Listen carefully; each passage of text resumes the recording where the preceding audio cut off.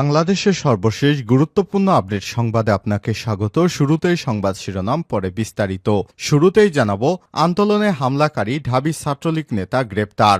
ঢাকা বিশ্ববিদ্যালয় ক্যাম্পাসে বৈষম্য বিরোধী ছাত্র আন্দোলনে হামলাকারী ঢাকা বিশ্ববিদ্যালয়ের সলিমুল্লাহ মুসলিম হল শাখা ছাত্রলীগের আপ্যায়ন বিষয়ক সম্পাদক ইমন খান জীবন ২৮কে গ্রেপ্তার করেছে ঢাকা মহানগর গোয়েন্দা পুলিশ।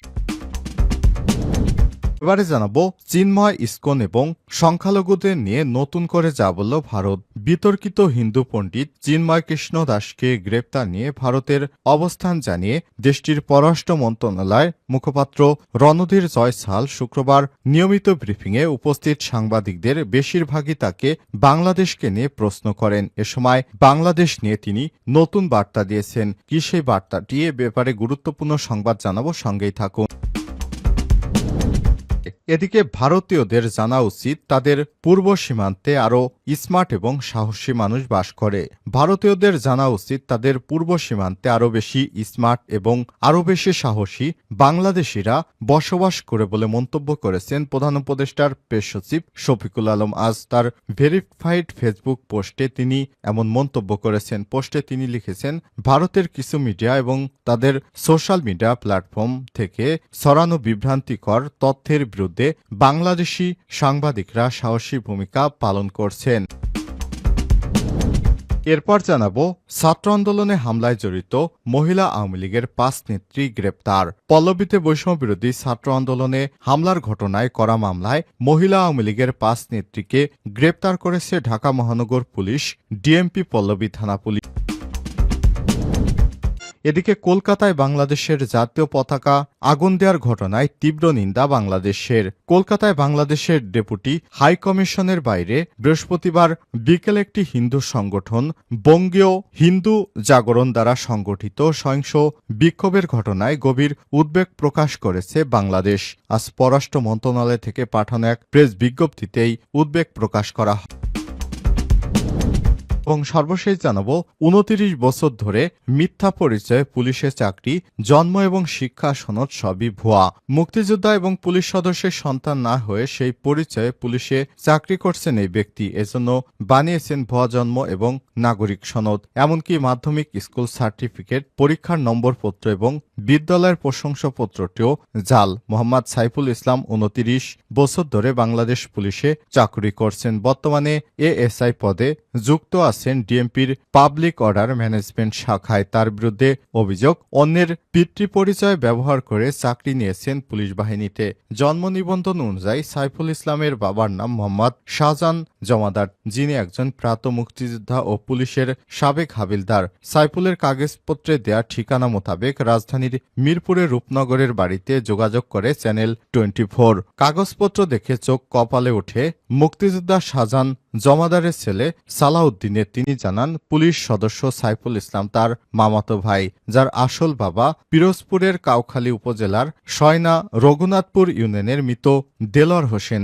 সালাউদ্দিন অভিযোগ, তার মুক্তিযোদ্ধা বাবার নাম ব্যবহার করে ভুয়া জন্ম ও নিবন্ধন তৈরি করে অভিযুক্ত সাইফুল, যার সত্যতা মেলে মুক্তিযোদ্ধা শাহজাহান জমাদারের পরিবারের তথ্য বিবরণী এবং ওয়ারিশ সনদে, যেখানে উল্লেখ নেই সাইফুলের নাম। প্রিয় দর্শক, এখানেই শেষ নয়। পুলিশ সদস্য সাইফুলের ১৯৯২ সালে মেট্রিক পাশে যে সনদ, সেটিও জাল বলছে ঢাকার মাধ্যমিক ও উচ্চ মাধ্যমিক শিক্ষা বোর্ড। এতক্ষণ শুনছিলেন সংবাদ শিরোনাম, এবারে বিস্তারিত। তবে তার আগে বন্ধুরা, অনুরোধ থাকবে সংবাদটিতে একটি লাইক দিন। এই চ্যানেলে আপনি নতুন হয়ে থাকলে আমাদের সংবাদটি দেখতে দেখতে চ্যানেলটি সাবস্ক্রাইব করে রাখুন। কমেন্ট করে আপনার মূল্যবান মতামত জানিয়ে দিন। এবারে বিস্তারিত।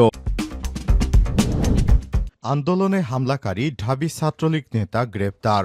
ঢাকা বিশ্ববিদ্যালয় ক্যাম্পাসে বৈষম্য বিরোধী ছাত্র আন্দোলনে হামলাকারী ঢাকা বিশ্ববিদ্যালয় সলিমুল্লাহ মুসলিম হল শাখা ছাত্রলীগের আপ্যায়ন বিষয়ক সম্পাদক ইমন খান জীবন ২৮কে গ্রেপ্তার করেছে ঢাকা মহানগর গোয়েন্দা পুলিশ। রোববার ২৮ নভেম্বর রাত ১০টার দিকে নারায়ণগঞ্জ থেকে তাকে গ্রেপ্তার করা হয়। আজ ঢাকা মহানগর পুলিশ ডিএমপি মিডিয়া বিভাগের ডিসি মোহাম্মদ তালেবুর রহমানের সই করা এক বিজ্ঞপ্তিতে সব তথ্য জানানো হয়েছে। এতে বলা হয়েছে, গ্রেপ্তার ইমন সলিমুল্লাহ মুসলিম হল শাখা ছাত্রলীগের আপ্যায়ন বিষয়ক সম্পাদক তালেবুর রহমান বলেন, গত 15 জুলাই 2024 বিকেলে ঢাকা বিশ্ববিদ্যালয় ক্যাম্পাসে রাজু ভাস্কর্যের সামনে থেকে বৈষম্যবিরোধী ছাত্র আন্দোলনের সমর্থনে ঢাবির শিক্ষার্থীদের একটি মিছিল ক্যাম্পাস প্রদক্ষিণ করার সময় আন্দোলনরত শিক্ষার্থীদের উপর হামলা চালায় নিষিদ্ধ সংগঠন ছাত্রলীগ সহ আওয়ামী লীগের বিভিন্ন অঙ্গ সংগঠনের নেতাকর্মীরা। আক্রমণকারীরা ককটেল বিস্ফোরণ সহ দেশি বিদেশি অস্ত্র দিয়ে দেশের বিভিন্ন স্থানে দফায় দফায় হামলা চালায়। এ সময় প্রায় 3 শতাধিক শিক্ষার্থী গুরুতর আহত হয়। এই ঘটনায় ঢাকা বিশ্ববিদ্যালয়ের শিক্ষার্থী মাহিন বাদী হয়ে গত 21শে অক্টোবর শাহবাগ থানায় একটি মামলা দায়ের করেন। সেই মামলায় তাকে গ্রেপ্তার দেখানো হলো। তদন্তাধীন এ মামলায় সিসিটিভি ফুটেজ বিশ্লেষণ এবং গোয়েন্দা তথ্য প্রযুক্তির সহায়তায় উক্ত মামলার এজাহার নামীয় আসামি ইমন খান জীবনকে নারায়ণগঞ্জ থেকে গ্রেপ্তার করা হয়। তাকে আদালতে পাঠানো হয়েছে। চিন্ময় ও ইসকন এবং সংখ্যালঘুদের নিয়ে নতুন করে যা বলল ভারত। বিতর্কিত হিন্দু পণ্ডিত চিন্ময় কৃষ্ণ দাসকে গ্রেপ্তার নিয়ে ভারতের অবস্থান জানিয়েছে দেশটির পররাষ্ট্র মন্ত্রণালয়ের মুখপাত্র রণধীর জয়সাল। আজ 29শে নভেম্বর নিয়মিত ব্রিফিংয়ে উপস্থিত সাংবাদিকদের বেশিরভাগকেই তাকে বাংলাদেশ নিয়ে প্রশ্ন করতে দেখা গেছে। রণধীর বলেন, হিন্দুদের উপর হামলা নিয়ে আমরা বাংলাদেশের সঙ্গে সার্বক্ষণিক যোগাযোগ রাখছি। হিন্দুসহ অন্যান্য সংখ্যালঘু দের উপর হুমকি এবং হামলার বিষয়টি বাংলাদেশ সরকারের কাছে শক্তভাবে সার্বক্ষণিক উপস্থাপন করছে ভারত। ব্যাপারে আমাদের অবস্থান পরিষ্কার। সব সংখ্যালঘুর নিরাপত্তা নিশ্চিতে যে দায়িত্ব বাংলাদেশ সরকারের রয়েছে সেটি তারা পালন করবে। চিন্ময় দাসের বিষয়টি নিয়ে বলেন, আমরা চিন্ময় দাসের গ্রেপ্তার নিয়ে একটি বিবৃতি দিয়েছি। আমরা দেখেছি আইনি প্রক্রিয়া চলমান রয়েছে। আমরা আশা করি তার বিরুদ্ধে যে আইনি প্রক্রিয়া চলছে সেটি স্বচ্ছ এবং ন্যায় বিচারের ভিত্তিতে নিষ্পত্তি হবে। এছাড়াও তার যে আইনি অধিকার রয়েছে সেটাও পুরোপুরিভাবে তিনি পাবেন। অপর এক প্রশ্নের জবাবে ভারতের পররাষ্ট্র মন্ত্রণালয়ের মুখপাত্র বলেন, ইসকন বৈশ্বিকভাবে প্রখ্যাত সংগঠন হিসেবে স্বীকৃত। তাদের সামাজিক ক্ষেত্রে অবদান রাখার ভালো রেকর্ড রয়েছে।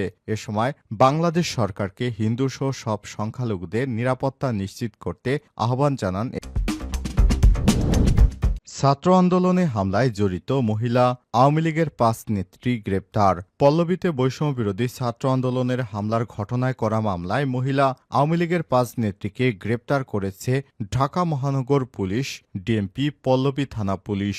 বৃহস্পতিবার 28শে নভেম্বর রাত 12:15টার দিকে পল্লবী থানা এলাকায় অভিযান চালিয়ে তাদের গ্রেপ্তার করা হয়। শুক্রবার 29শে নভেম্বর ডিএমপির মিডিয়া অ্যান্ড পাবলিক রিলেশনস বিভাগের উপপুলিশ কমিশনার ডিসি মোহাম্মদ তালেবুর রহমান এসব তথ্য নিশ্চিত করেছেন। গ্রেপ্তারকৃতরা হলেন পল্লবী থানা 6 নম্বর ওয়ার্ড মহিলা আওয়ামী লীগের নেত্রী মোসাম্মদ লাভলি বেগম 43, ওয়ার্ড মহিলা আওয়ামী লীগের সাধারণ সম্পাদক জুথি 38, ওয়ার্ড মহিলা আওয়ামী লীগের সাংগঠনিক সম্পাদক মোহাম্মদ রিক্তা আক্তার 40,